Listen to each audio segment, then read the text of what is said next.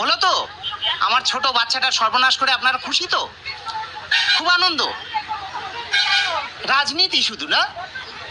সম্মানীয় দর্শক, অত্যন্ত প্যাথেটিক সংবাদ রাজ্যের নিরিখে 26,000 চাকরি বাতিল করলো সুপ্রিম কোর্ট, যেটা ভাবা যায় না, অভাবনীয় ব্যাপার।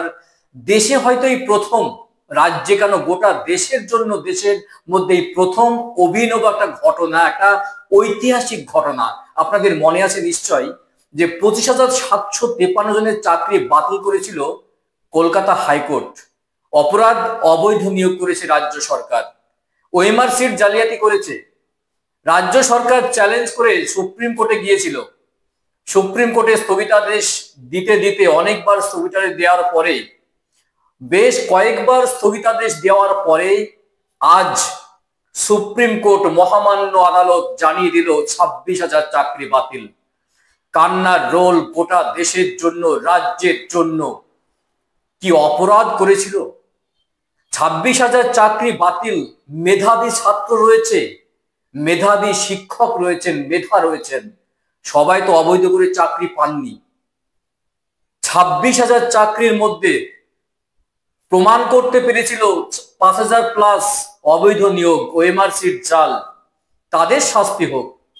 মহামান্য আদালত কি বিচার দিলেন গোটা দেশের নিরিখে, গোটা রাজ্যের নিরিখে, যে 26,000 চাকরি বাতিল করে দিল। এই রায় গোটা দেশের জন্যই প্রথম। চাকরি দেওয়ার ক্ষমতা নেই, চাকরি নেওয়ার ক্ষমতা রয়েছে।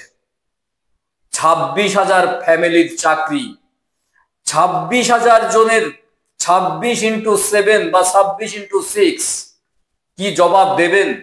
প্রত্যেকটা ফ্যামিলিতে 5 জন, 7 জন, 8 জন, 10 জন করে সদস্য রয়েছেন, যাদের একজনের চাকরিতে পেট চলে। প্যাথেটিক কান্নার রোল গোটা দেশের জন্য। শুনবো এক শিক্ষকের আর্তনাদের কাহিনী। চাকরিহারা একজন প্রতাপ রায়চৌধুরী অয়ন ঘোষালের সঙ্গে রয়েছেন। আমি প্রতাপ বাবুকে একটু জানতে চাইবো যে শীর্ষ আদালতের এই রায়ের পর কি ভাবছেন, কিভাবে দেখছেন এই গোটা রায়টাকে?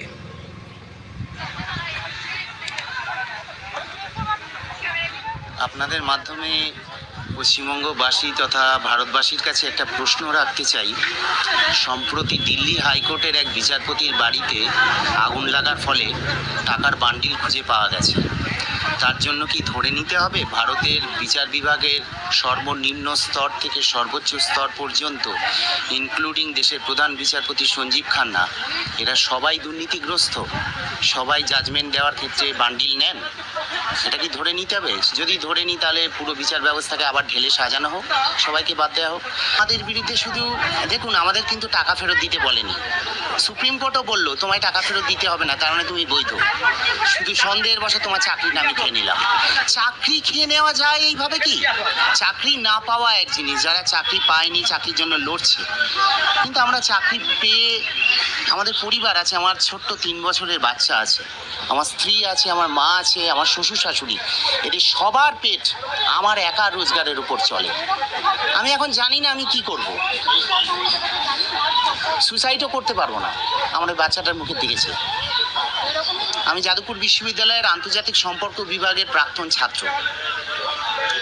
চাইলে অনেক পেশায় যেতে পারতাম, ভালোবেসে এই পেশায় এসেছি। 2011 সালে ইন্ডিয়ান এয়ারফোর্সে আমি চান্স পেয়েও যাইনি। আরও হায়ার স্টাডিজ কমপ্লিট করে আমি 2016 সালের এই পরীক্ষা দিয়ে এসেছি। কেউ ওয়ান সিঙ্গেল অথরিটি অথবা পার্সন আমাকে এটা বলে দিক যে তুমি এই অপরাধ করেছিলে, তাই তোমার চাকরিটা নিয়ে নিলাম। আজকে সুপ্রিম কোর্ট বললো টাকা ফেরত দিতে হবে, আমাদের কিন্তু বলেনি।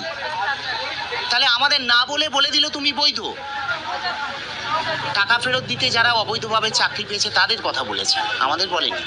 আমাদের চাকরিটাও খেয়ে নিল। এ কোথাকার ন্যায় বিচার? দেশের বিচার ব্যবস্থার প্রতি তো আস্থাই উড়ে যাবে। আর এই রাজ্যের কেউ পড়াশোনাই করবে না। আর আগামী দিনে কোনো একটা চাকরি পরীক্ষায় কেউ বসবে, সেই নিয়োগ প্রক্রিয়া সম্পূর্ণ শুদ্ধ হবে, অশুদ্ধতার কোনো চিহ্ন সেখানে থাকবে না, স্যাংটিটি বজায় থাকবে, পবিত্রতা বজায় থাকবে। এর নিশ্চয়তা তো আর রইল না। তাদেরও যে আগামী দিনে একই অবস্থা হবে না, এর নিশ্চয়তা কোথায়? এখনো কলকাতা হাইকোর্টে 43,000 প্রাইমারির 2017 সালের প্যানেল ঝুলছে। এই রায়ের ইম্প্যাক্ট তো তাদের উপরে পড়বে। 2006-7 সালে সিঙ্গুর নন্দীগ্রাম আন্দোলনের ঘটনার পরে পরে তৃণমূল কংগ্রেস নামক রাজনৈতিক দলটা তারা রুটি সেকে আজ ক্ষমতায় এসছে, ক্ষমতায় আসার পর দুর্নীতি করে আমাদের এই হাল করলো। আমাদের এই 26,000-এর লাশের উপরে বিজেপি আর তৃণমূল এইবারে রাজনীতি করে তারা ক্ষমতায় আসার চেষ্টা করবে। তাদের রাজনৈতিক সৌধ নির্মাণ করতে চাইছে।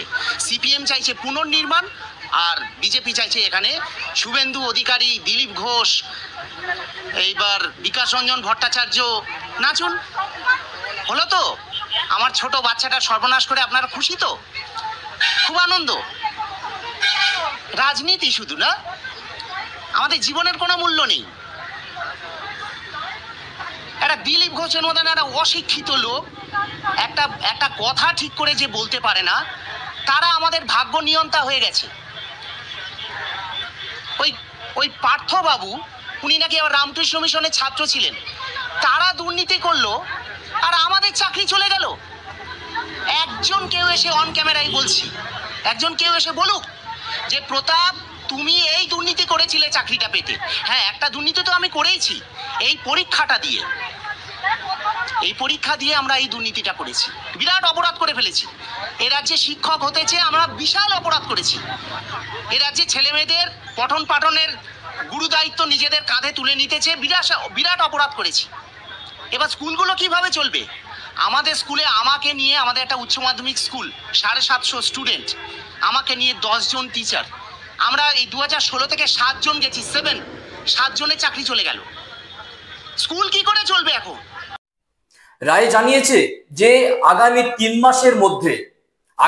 মাসের মধ্যে যারা অবৈধ নিয়োগ হননি, যারা অবৈধ নিয়োগ বাদ দিয়ে যারা জালিয়াতি অর্থাৎ ওএমআর শিট জাল করেছে তাদের বাদ দিয়ে, অর্থাৎ 20,000 প্লাস শিক্ষক আগামী 3 মাসের মধ্যে তাদেরকে ফ্রেশ নিয়োগ করতে হবে, এবং বাকি যে 5,000 প্লাস রয়েছে শিক্ষক, তাদের জন্য পরীক্ষায় কিন্তু বসতে দেওয়া হবে না, তাদের কিন্তু টাকা ফেরত দিতে হবে। এই রায়ও কিন্তু দিয়েছেন।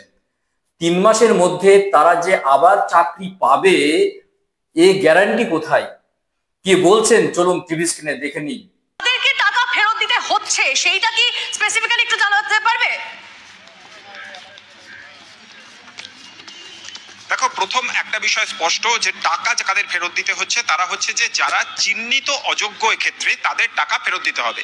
কিছুক্ষণ আগে ফিরদৌস শামীম যে কথা বলছিলেন যে কলকাতা হাইকোর্ট 3টে ক্যাটাগরি করে দেওয়া হয়েছে, এদের মধ্যে কারা কারা ব্ল্যাঙ্ক ওএমআর শিট জমা দিয়েছিল সেই তাদের নামের তালিকা ইতিমধ্যেই তৈরি রয়েছে এবং কলকাতা হাইকোর্টে তা জমা পড়েছিল।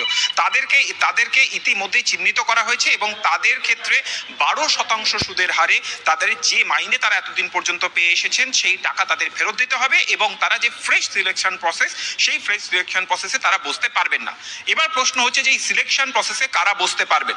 2016 সালে যারা অ্যাপ্লাই করেছিলেন, শুধুমাত্র চিহ্নিত অযোগ্যরা বাদে প্রত্যেকে এই ফ্রেশ সিলেকশন প্রসেসের মধ্যে তারা প্রত্যেকে বসতে পারবেন।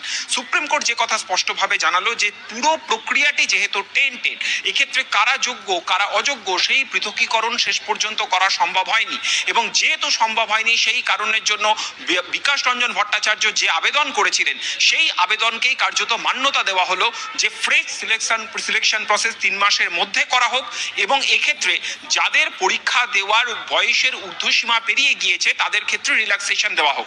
যখন অর্ডার কপি আমাদের হাতে আসবে তখন বিষয়টি স্পষ্ট হবে, কিন্তু আবেদন সেটাই ছিল যে যাদের ক্ষেত্রে বয়সের সীমা পেরিয়ে গিয়েছে তাদেরকে আবারও সুযোগ দেওয়া হবে, অর্থাৎ 2016 যারা অ্যাপ্লাই করেছিলেন তারা প্রত্যেকে পরীক্ষা দিতে পারবেন, এবং এক্ষেত্রে যারা যোগ্য তারা যে ডিপার্টমেন্টে চাকরি করছিলেন সেখানে তারা চাকরি করবেন এবং এই 3 মাস ধরে তারা তাদের মাইনে পেয়ে যাবেন।